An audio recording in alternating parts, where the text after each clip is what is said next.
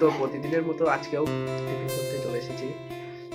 তো আজকে টিফিনে আছে ম্যাগি। প্রচণ্ড ঠান্ডা লেগেছে, কথা একদমই বেরোচ্ছে না। তো এই হচ্ছে ম্যাগি, আর তার সাথে স্যুপও আছে। এই যে স্যুপ গ্লাসে করে, আর এই আরেকজন খাচ্ছে, দেখুন।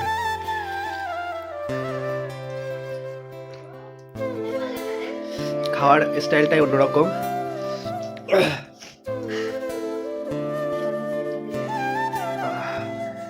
একেতে ঠান্ডা লেগেছে, তারপরে স্যুপটা খেলে আরো বেশ ভালোই লাগছে।